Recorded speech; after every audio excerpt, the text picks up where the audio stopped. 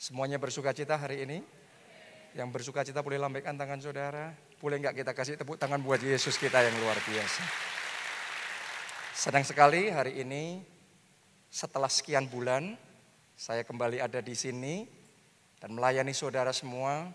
Hari ini saya dan istri saya akan melayani di tempat ini. Dan saya berdoa firman Tuhan akan jadi berkat buat kita semua. Amin. Nah, buat saudara yang merayakan minggu lalu Chinese New Year ya, Imlek. Jadi Gong Si Fa Cai, Kyong Hee.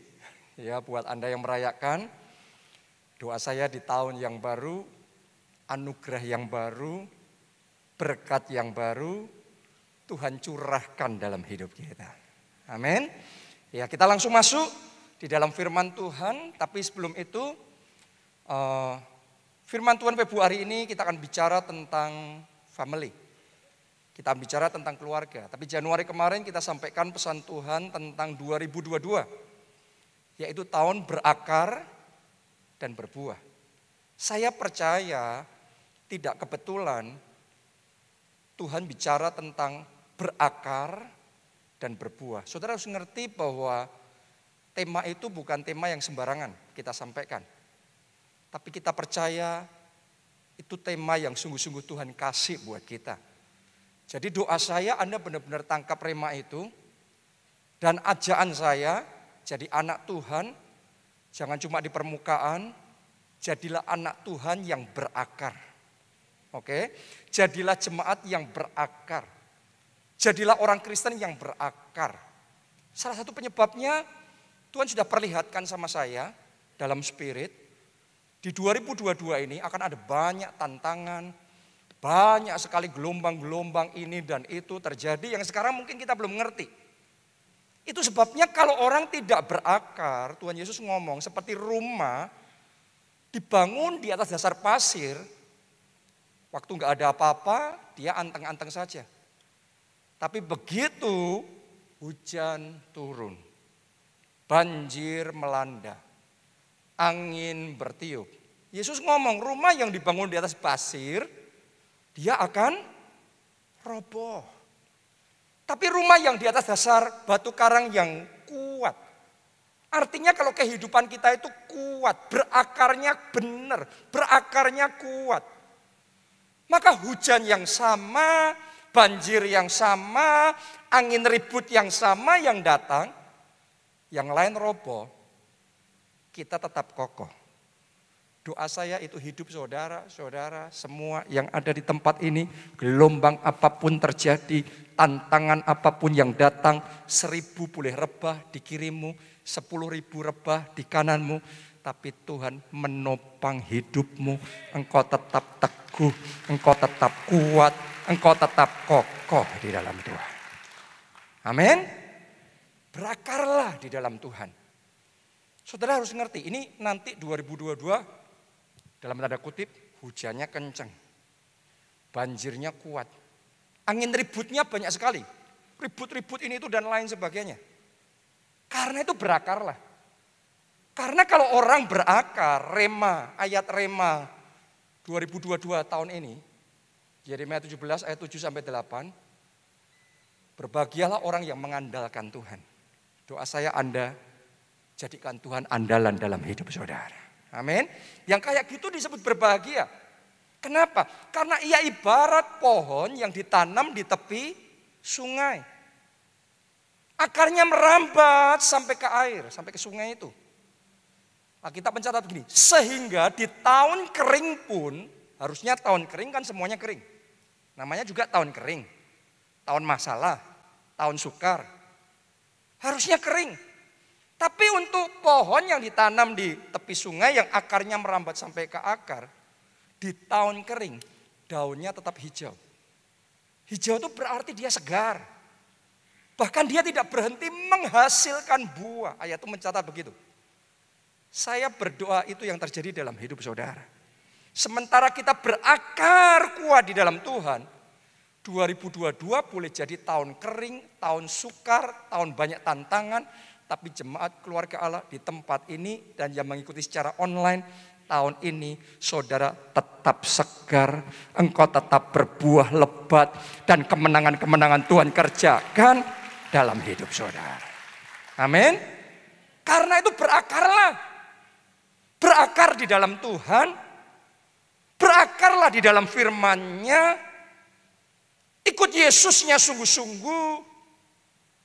Badai apapun yang terjadi dalam hidupmu, engkau tetap kokoh, engkau bisa bertahan, bahkan berkemenangan. Jadi lebih dari pemenang. Ya, itu sebabnya kita masuk di bulan Februari ini, nanti Maret dan seterusnya. Ingat baik-baik apa yang saya sampaikan hari ini. Kalau banyak angin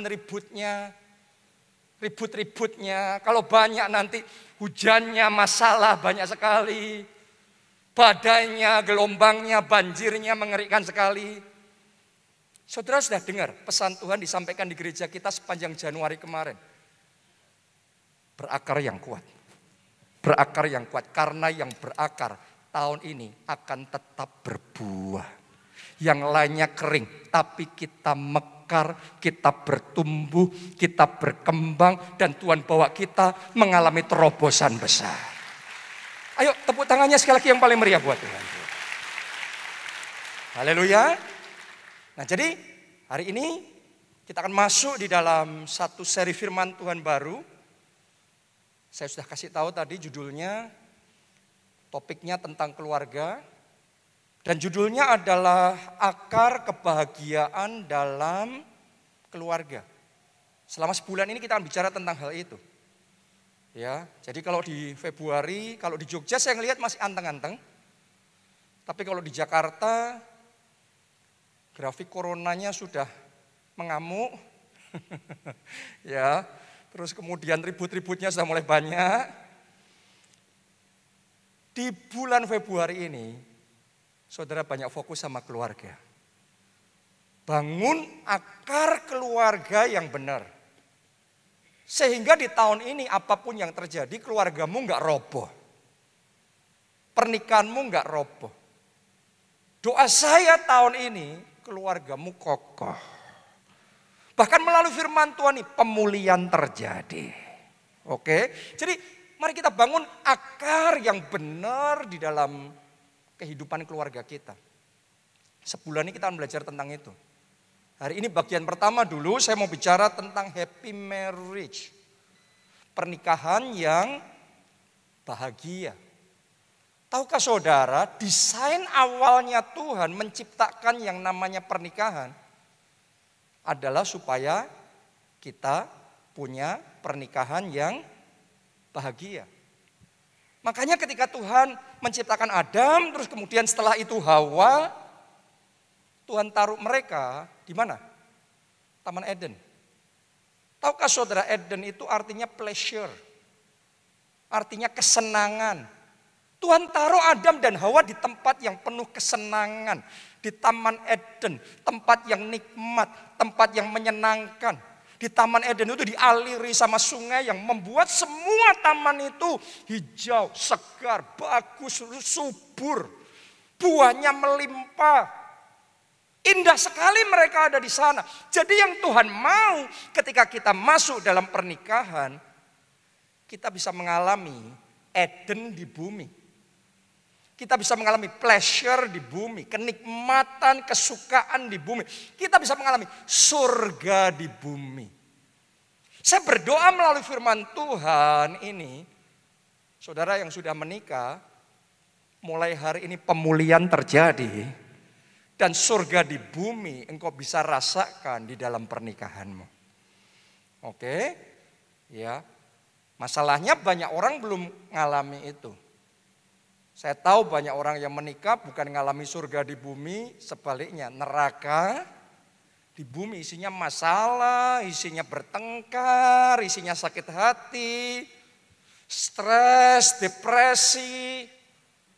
Tapi saya percaya kalau firman Tuhan disampaikan tidak pernah kebetulan. Tuhan punya rencana. Buat Anda yang mengalami pergumulan di dalam pernikahan saudara, ayo kita baca 1 Korintus 10 ayatnya yang ke-13. Pencobaan-pencobaan yang kamu alami ialah apa? Ialah apa? Pencobaan biasa. Alkitab yang ngomong. Mungkin yang Anda rasakan masalahmu luar biasa. Urusan dalam pernikahanmu luar biasa.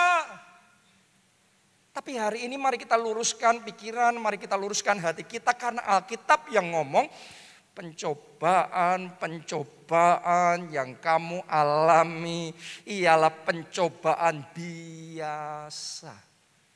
Boleh ngomong amin saudaraku.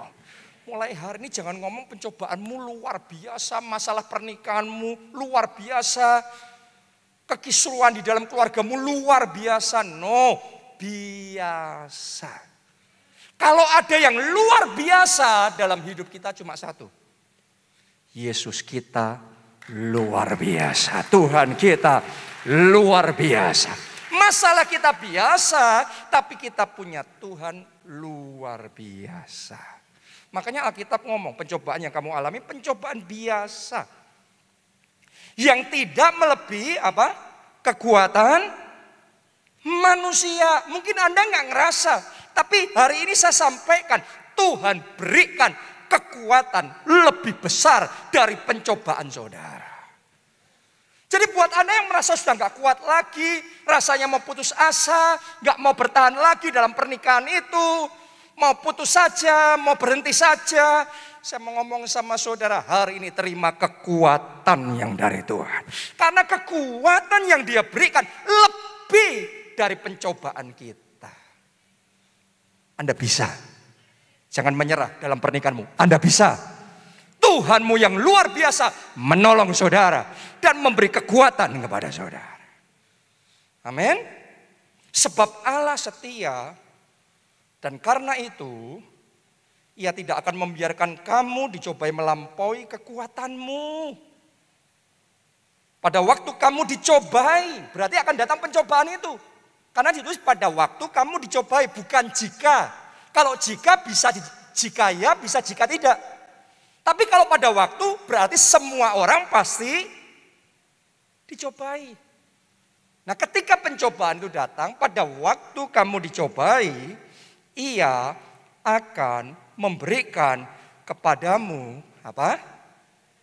Yang keras apa?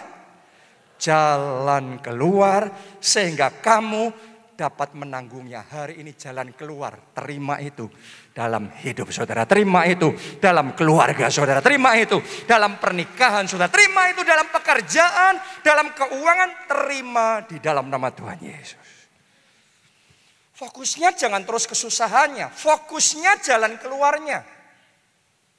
Kalau engkau selalu fokus di dalam kesulitannya, saudara jadi putus asa. Karena yang namanya pencobaan, namanya masalah, kita fokus terus. Sesuatu yang kecil, kita fokus, kita ngeliatnya tambah lama tambah apa? Besar. Tapi kalau fokus kita yang lain, tambah lama tambah kecil. Masalah juga gitu. Kalau kita selalu mikirinnya masalah, menghayatinya masalah, merenungkannya masalah, masalah kecil kerasanya seton. Berat. Banyak orang ngerasa gak kuat dalam masalahnya. Kenapa? Karena menghayati masalahnya berat sekali. Kalau ada yang perlu kita hayati, kita pikirkan, kita renungkan, ialah firman Tuhan. Berbahagialah orang yang kesukaannya ialah firman dan yang merenungkannya siang dan malam. Apa saja yang diperbuatnya berhasil. Saya baru aja ingat Pastor I.E. Adeboye menubuatkan 80% proyek yang dimulai di tahun 2022 ini akan berhasil. Jadi akan ada orang-orang di tempat ini, walaupun 2022 ini banyak tantangan, banyak masalah, tapi Tuhan kasih rema, Tuhan kasih ide, Tuhan kasih visi. Anda mulai proyek di 2022, urapan Tuhan turun atas hidup saudara, Tuhan menyertai dan engkau akan berhasil. Katakan amin. Tepuk tangannya pula yang meriah buat Tuhan kita. Haleluya. Jadi tahun ini keluargamu dipulihkan. Tahun ini pernikahanmu dipulihkan. Sekarang kita akan belajar bagaimana kita bisa mengatasi tantangan dalam pernikahan kita. Ada 4 kunci yang saya mau bagikan sama saudara untuk mengatasi tantangan dalam pernikahan. Yang pertama, yang namanya bahagia adalah pilihan. Semua orang bisa memilih untuk bahagia. Banyak orang berpikir karena keadaan saya, keluarga saya begini, pasangan saya seperti itu, maka saya tidak bisa bahagia. Tapi hari ini saya mau sampaikan kebenaran kepada kita semua. Bahagia itu pilihan dan dalam keadaan apapun saudara bisa bahagia. Kok bisa? Coba Anda belajar dari yang namanya pohon korma. Pohon korma itu adanya di tempat yang kering. Secara fisik sukar, berat, tidak menyenangkan. Tapi hebatnya dalam lingkungan yang sukar, yang kering, pohon korma ini bisa tetap bahagia. Mungkin Anda tanya sama saya, kok Pak Jo tahu kalau pohon korma bahagia? Ya, buktinya apa? Pertama, pohon korma nggak mati, sekalipun ditanam di tempat yang kering. Dia survive, dia tetap hidup. Bukan cuma hidup, dia bertumbuh. Di tempat yang kering loh, dia tetap bertumbuh. Bahkan dia berbuah. Kalau Anda makan korma, Anda akan ngerti. Buah yang dihasilkannya bukan buah yang pahit, bukan buah yang kecut, bukan buah yang gak enak. Tapi buahnya manis. Dan buahnya lebat. Artinya, walaupun ditanam di tempat yang sukar, yang kering, tapi itu tidak menghalangi dia untuk tetap bahagia, untuk tetap bertumbuh, untuk tetap berbuah. Buahnya manis, dia bisa jadi berkat dan buahnya lebat. Harusnya kita anak Tuhan seperti itu karena ada Holy Spirit, ada Roh Kudus di dalam hidup kita.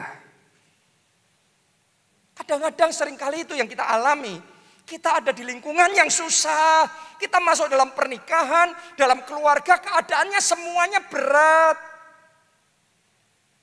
Secara pekerjaan belum dapat jalan. Secara keuangan salah ambil keputusan, terjadi kerugian, ngalami kemunduran, ngalami kegagalan, ada belenggu hutang yang jadi beban buat keluarga saudara, dan itu semua jadi pressure yang berat dalam hidup saudara, seolah-olah kering. Ada lagi pernikahan-pernikahan suami istri yang nggak didukung sama keluarga besarnya, nggak didukung sama orang tuanya, dimusuhi, disalahpahami oleh keluarganya. Susah, keadaannya susah. Ngalami masalah ini, masalah itu, kayaknya dalam hidupnya nggak habis-habis masalahnya. Saya mau ngomong begini sama saudara, kalau itu yang engkau alami, saya berdoa kalau Tuhan bisa menolong pohon korma di lingkungan kering tetap berbuah. Tahun ini engkau tetap berbuah. Tahun ini engkau tetap bertumbuh. Tahun ini engkau tetap segar. Tahun ini engkau tetap jadi berkat. Tahun ini engkau tetap menikmati sukacita dan kebahagiaan di dalam pernikahan saudara. Amin. Haleluya. Jadi sadari kebahagiaan itu pilihan. Hari ini ambil keputusan mulai bahagia. Kuncinya apa? Dekat sama Tuhan. Anda boleh belajar dalam firman Tuhan. Orang-orang yang dekat sama Tuhan, walaupun mengalami keadaan yang sukar, tetap bisa bahagia. Jadi jangan nunggu keadaan berubah jadi baik dulu, baru Anda bisa bahagia. Tapi dalam keadaanmu sekarang mulai bahagia. Alkitab ngomong bersukacitalah. Sekali lagi kukatakan apa? Bersukacitalah. Coba saudara pakai tangan saudara seperti ini, tepuk dada saudara, ngomong sama diri saudara, ayo bersukacita. Jangan sedih terus, jangan stres terus, jangan tertekan terus. Ayo bersuka cita. Amin. Haleluya. Kasih tepuk tangan dulu yang paling meriah buat Tuhan. Saudara pernah dengar nggak nama Joyce Meyer? Banyak yang pernah dengar. Orang yang luar biasa, hamba Tuhan yang diurapi, khotbah-khotbahnya sangat menginspirasi, membangun iman. Dan jadi berkat luar biasa bukan hanya di Amerika, tapi di berbagai negara, di seluruh dunia. Ini hamba Tuhan yang sangat terkenal sekali. Tapi yang banyak orang nggak ngerti adalah Joyce Meyer bisa seperti itu karena dia punya suami yang luar biasa. Padahal kebanyakan orang nggak tahu, nggak kenal nama suaminya, Joyce Meyer. Orang semua tahu Joyce Meyer. Anda pergi ke toko buku, banyak bukunya Joyce Meyer di sana. Tapi orang nggak tahu nama suaminya. Tapi Anda harus ngerti, Joyce Meyer bisa hebat kayak gitu karena punya suami yang luar biasa. Kenapa kok saya ngomong suaminya luar biasa? Namanya Dave Meyer. Karena gini, Joyce Meyer ini lahir di keluarga yang broken home, keluarga yang gak harmonis. Orang tuanya bertengkar, gak karu-karuan hidupnya, mabuk-mabukan dan lain sebagainya. Sejak kecil Joyce Meyer ini bahkan sering mengalami pelecehan seksual oleh papanya sendiri. Bertahun-tahun. Dan itu membuat dia jadi terluka, penuh kekecewaan, dendam, penuh kebencian. Wataknya jadi keras, ngomongnya tajam, selalu negatif. Karena kita itu hidup juga ikut dibentuk sama lingkungan kita, betul? Terus kemudian dia menikah sama Dave Meyer. Ketemu sebentar terus menikah. Anda bisa bayangin, menikah dengan orang yang seperti itu. Orang kalau di dalamnya mulek. What is mulek? Dalamnya ini rasanya kemronggo ya. Saya senang khotbah di Jogja itu marem bahasanya. Kalau saya khotbah di Jakarta itu kadang-kadang harus menyesuaikan bahasa Indonesianya apa ya. Gitu. Ya. Orang kalau di dalamnya mulek, dia ngomongan aja, orang yang dengerin ikut ngerasa mulek. Orang kalau di dalam hatinya banyak sakit hati, Anda perhatikan baik-baik. Begitu dia buka mulut ngomongannya nyelekit. Orang lain dengar, itu selalu nyakiti-nyakiti. Anda harus ngerti orang yang ngomongannya tajam, nyakiti-nyakiti. Seringkali itu meluap keluar dari hati yang belum dipulihkan. Masih banyak sakitnya. Orang yang wataknya keras, kalau ngomongan selalu keras. Coba Anda bayangin hidup dengan istri yang kayak gitu. Kebanyakan suami akan berpikir itu alasan yang cukup. Kalau punya istri yang kayak gitu, berarti saya tidak bisa bahagia. Mungkin saudara juga berpikir selama saya punya istri kayak gini, suami kayak gini, saya tidak bisa bahagia. Awalnya Dave Meyer kayak gitu, dia juga sudah capek banget menikah.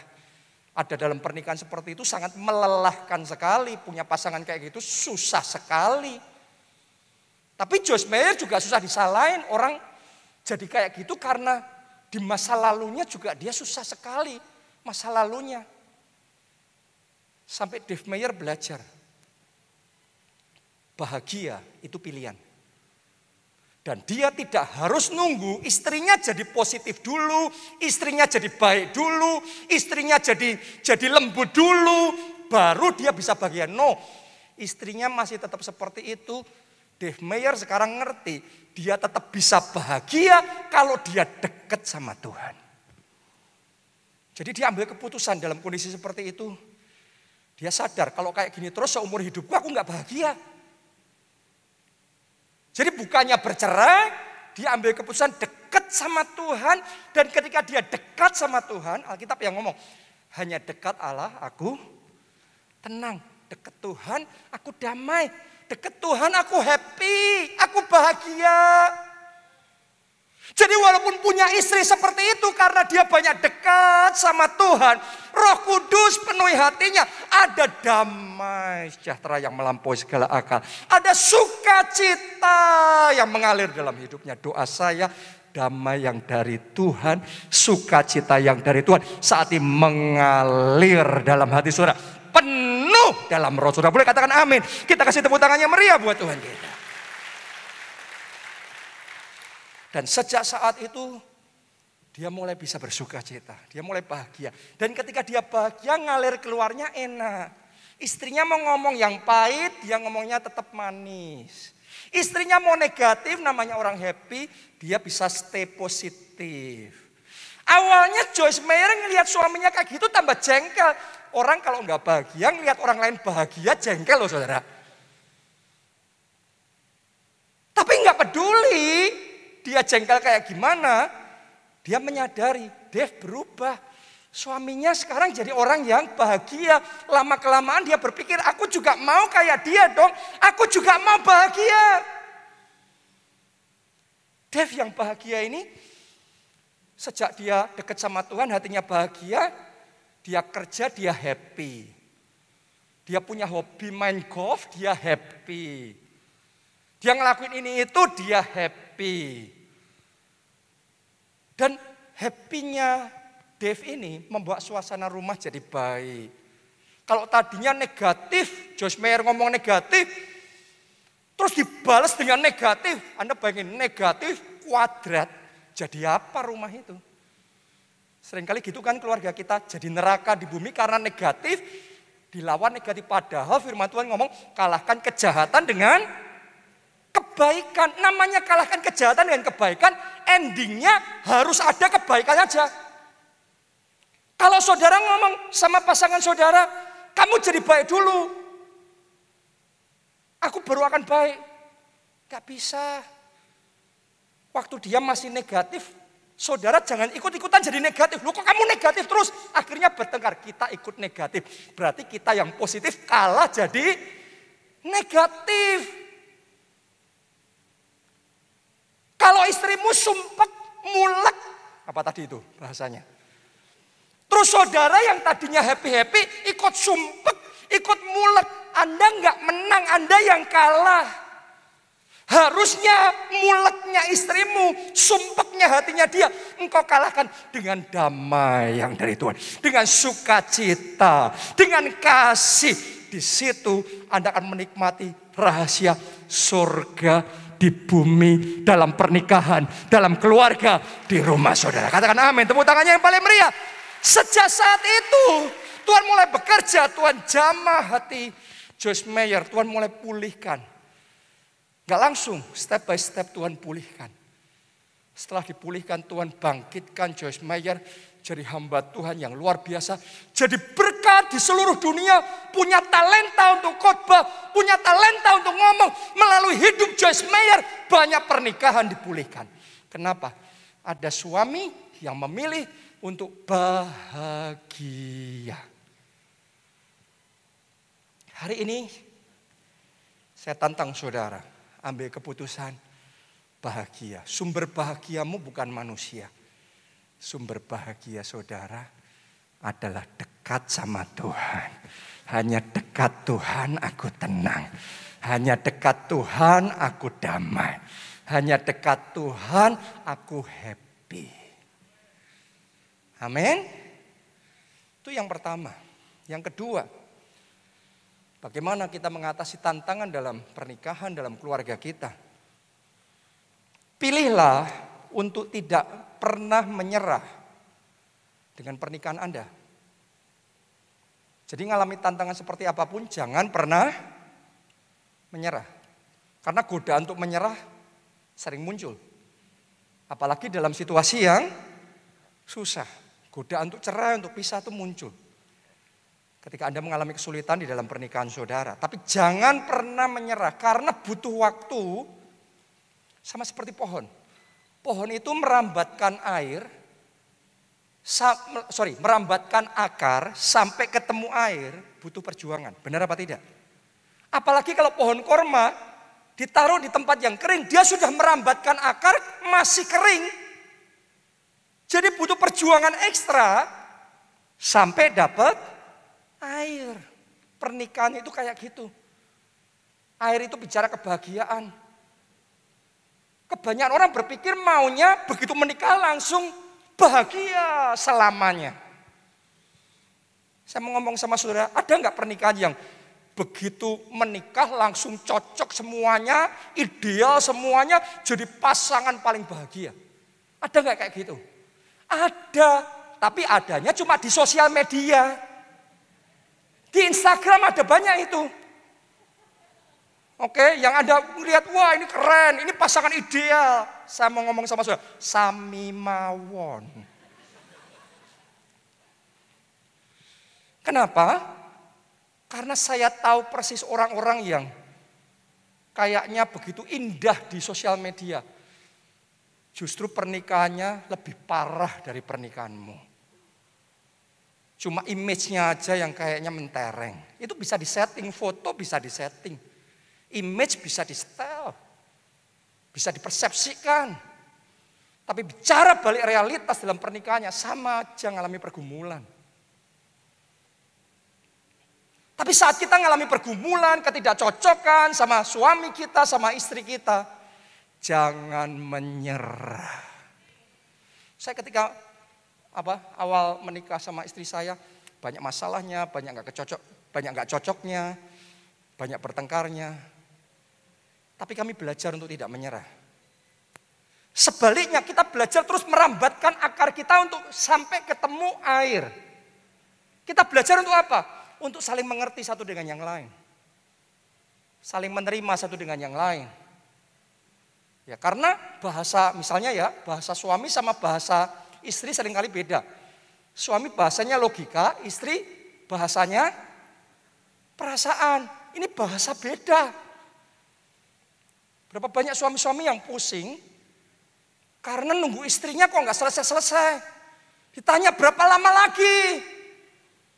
Sebentar. Suaminya kan jadi nggak sabar.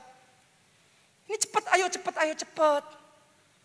Terus kemudian suaminya ngomong, dah kamu maunya cepet, kamu maunya ditunggu atau ditinggal?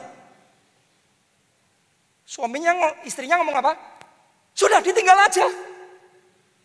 Suaminya benar-benar ninggal, istrinya marah. Padahal dia ngomong ditinggal. Lah ini bahasa dewa kan saudaraku. Ini yang saya ngomong. Yang satu bahasa logika, yang satu bahasa perasaan. Gak nyambung. Butuh suami untuk berjuang mempelajari bahasa dewa itu. Dan butuh istri untuk menyadari, untuk mengerti, oh suamiku kalau aku ngomong gak digamblangin, gak dicetokin, orang mudeng. Bener gak? Kan kita seringkali ngalami gitu. Artinya di dalam berinteraksi itu butuh waktu, butuh kita belajar merendahkan hati, butuh kita belajar untuk ngerti satu dengan yang lain, butuh kita belajar berbesar hati, butuh untuk kita ngamati dan ngerti, oh suamiku kalau kayak gini dia bisa marah. Ini melampaui limitnya dia. Tapi kalau kayak gini dia masih oke. Anda akan ngerti batasan yang oke yang mana, yang gak oke yang mana. Tapi semuanya itu butuh waktu, butuh penyesuaian, butuh proses. Seperti pohon, akarnya butuh waktu merambat sampai ketemu air. Jadi kalau saudara masih dalam proses penyesuaian, jangan menyerah. Ada harapan untuk pernikahan saudara. Saya sudah melihat orang-orang suami istri yang tidak menyerah walaupun awalnya penuh tantangan. Akhirnya menikmati Eden di bumi. Surga di bumi, doa saya terjadilah. Katakan amin, tepuk tangannya yang meriah buat Tuhan kita. Yang ketiga, jangan membanding-bandingkan dan belajarlah puas dengan pernikahan Anda. Saya lihat berulang kali pernikahan yang harusnya fine-fine aja, tapi gara-gara suaminya atau istrinya suka membanding-bandingkan pasangannya dengan orang lain, Akhirnya pernikahannya jadi bermasalah. Karena orang kalau suka membanding-bandingkan, sudah nikah masih ngamatin bandingin. Istrinya dibandingin sama perempuan itu, artis itu. Ya kan? Apalagi yang di drama Korea itu. Akhirnya kita nggak puas sama pasangan kita sendiri. Dan kita selalu melihat rumput tetangga lebih hijau. Akhirnya apa? Terjadilah muncul godaan. Terjadilah perselingkuhan. Akhirnya terjadilah perceraian. Kalaupun tidak ada perselingkuhan, perceraian, akhirnya hatinya hambar. Merasa kayaknya istrinya jelek, suaminya nggak ada apa-apanya. Berapa banyak saya ketemu sama istri-istri yang merasa suaminya kalah keren, kalah kaya, kalah sukses sama suami orang lain. Berapa banyak suami yang merasa istrinya kalah cantik, kalah pengertian sama istri yang lain, sama perempuan yang lain. Karena suka membanding-bandingkan. Saya belajar saudaraku dari orang tua saya, dari Pak Obaja. Pak Obaja itu selalu bisa bersyukur. Apapun yang Tuhan berikan dalam hidupnya, dia percaya yang dari Tuhan selalu yang terbaik. Saya waktu masih kecil, mobil pertamanya Pak Obaja itu minicab. Kalau kita sebut sekarang itu angkot. Mobilnya biasa. Tapi saya ingat sekali waktu saya masih kecil, papa saya sering ngomong, mobil ini mobil terbaik di dunia. Anak kecil saya protes, salah Pak, mobil terbaik setahu saya zaman itu ya BMW, Mercedes-Benz. Tapi papa saya ngomong, no, tidak. Mobil terbaik ini mobil papa ini, mobil terbaik di dunia. Akhirnya saya ngomong, oke. Jadi buat Pak Obaja, apapun yang ada dalam hidupnya yang Tuhan kasih selalu yang terbaik. Karena dia percaya itu, dia bisa mengucap syukur. Dan waktu nyetir angkot, kayak nyetir BMW. Hatinya happy. Ada surga di mobil itu. Kenapa? Karena mobilnya sederhana tetapi disertai dengan ucapan syukur. Hari ini sekalipun keluargamu sederhana, pasanganmu punya kekurangan dan kelemahan, kalau disertai ucapan syukur, engkau akan menikmati surga di rumah saudara. Surga dalam keluarga saudara. Pasangan saudara banyak kekurangannya, banyak keterbatasannya, tetapi jangan pernah lupa naikkan ucapan syukur sama Tuhan. Jangan membanding-bandingkan.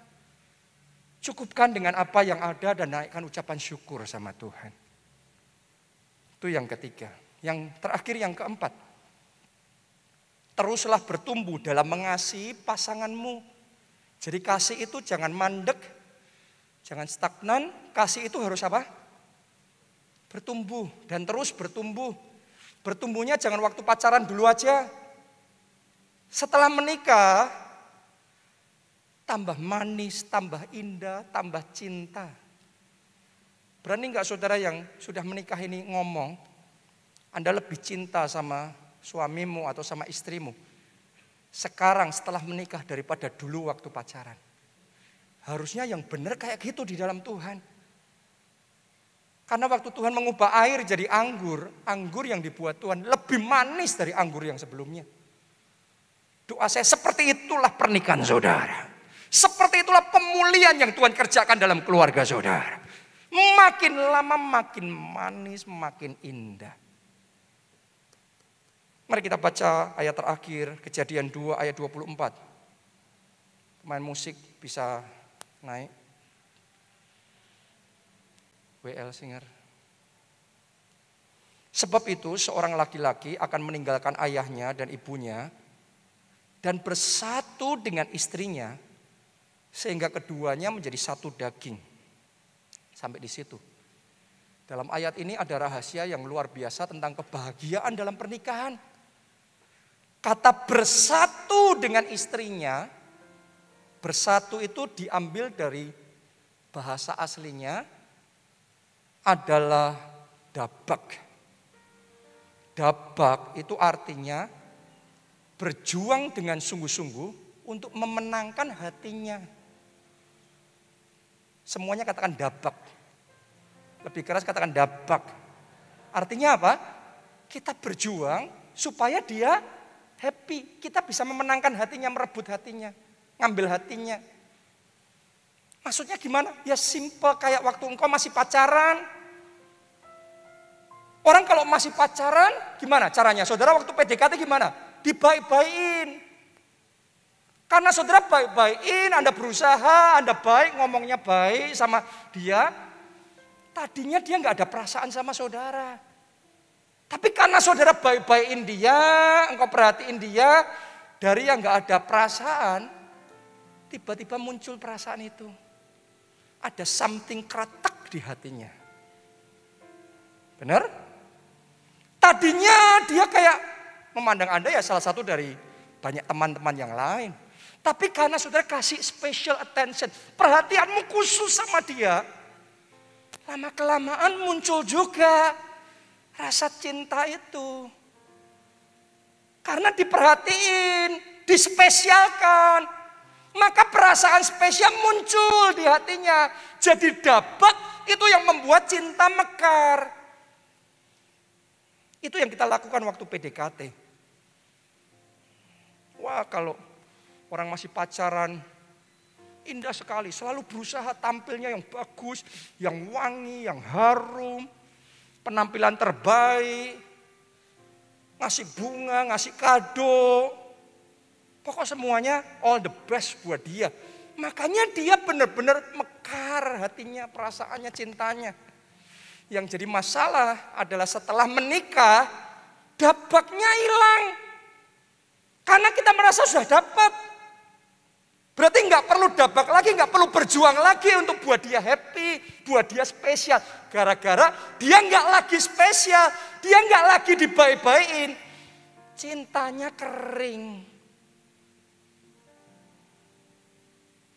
Cinta yang sudah mekar, tenggelam lagi.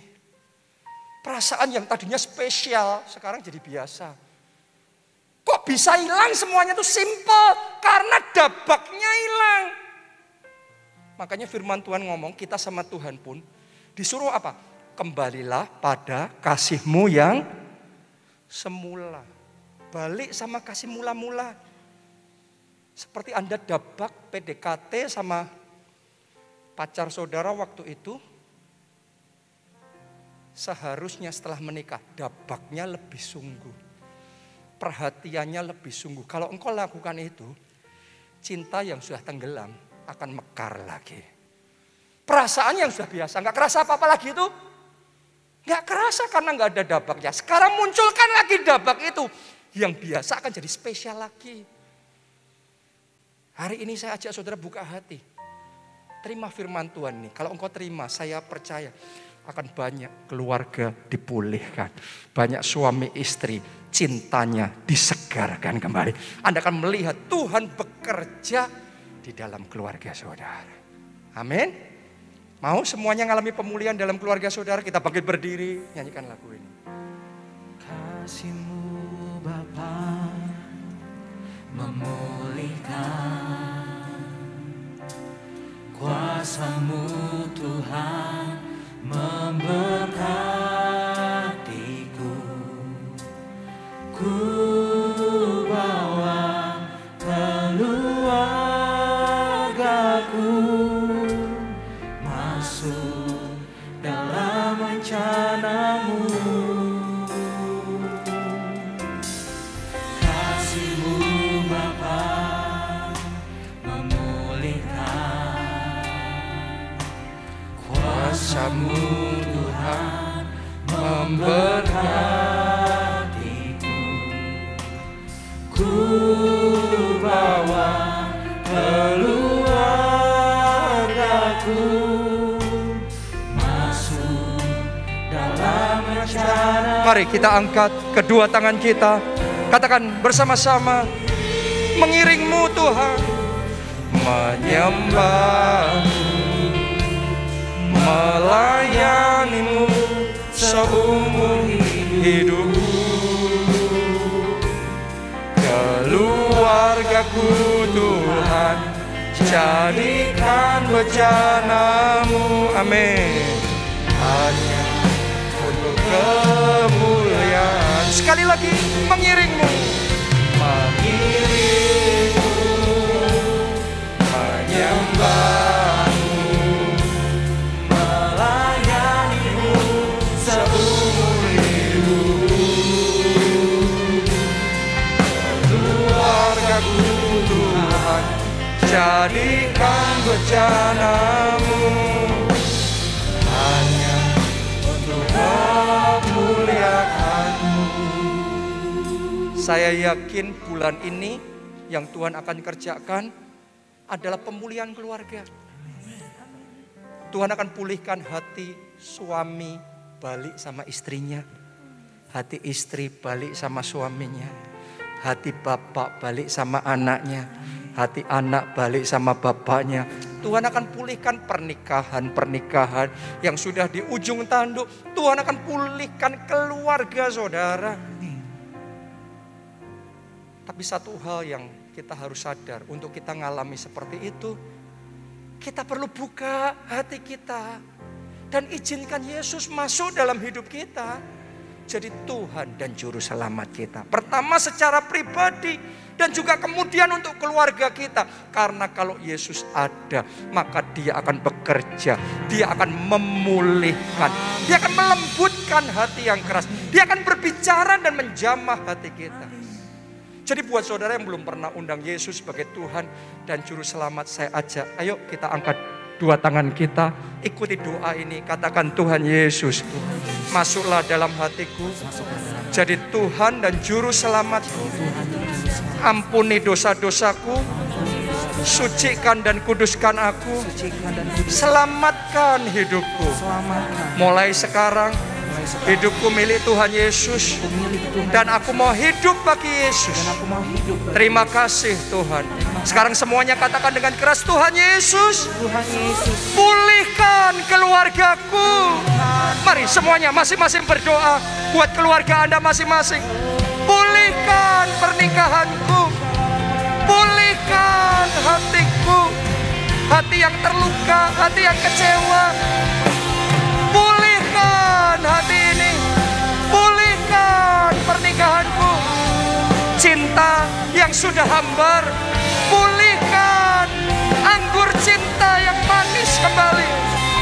Kami berdoa, Tuhan jamah, bekerjalah dalam keluargaku, dalam pernikahanku, jamah, jamah, jamah, jamah. Bekerjalah ya Roh Kudus, pulihkan keluargaku, pulihkan pernikahanku, pulihkan ya Tuhan. Ora la pasyara la pasyara, ora la pasyara la pasyara, kepala pasyen. Jesus, Jesus. Yang kedua saya ajak, ayo mulai sekarang. Dimulai dari ucapan syukur dulu.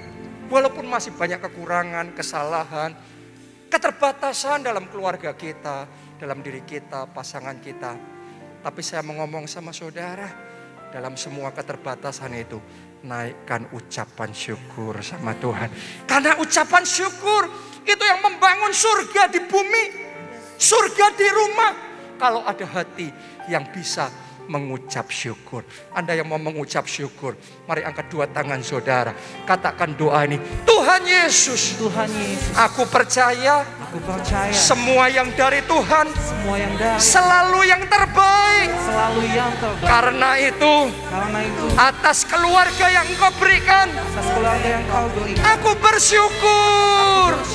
Terima kasih Tuhan. Mari semuanya katakan terima kasih Tuhan. Terima kasih buat suami yang Tuhan berikan. Terima kasih buat istri yang Tuhan berikan. Terima kasih buat anak-anak yang Tuhan berikan. Terima kasih buat orang tua yang Tuhan berikan. Terima kasih Tuhan. Syukur, syukur, syukur. Haleluya.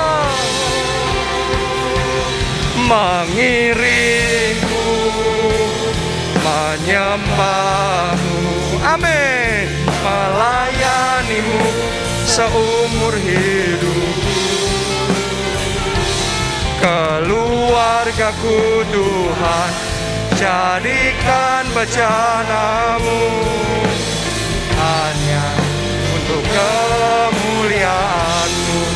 Mari bersama-sama angkat dua tanganmu dan dikatakan mengiringmu, mengiringmu, menyembahmu, melayanimu seumur hidup. Keluargaku Tuhan, jadikan bejanamu, hanya untuk kemuliaan-Mu. Keluargaku Tuhan, jadikan bejanamu, hanya untuk kemuliaan-Mu. Keluargaku Tuhan, jadikan bejanamu, hanya untuk memuliakan-Mu. Haleluya. Terima kasih Tuhan Yesus. Amin.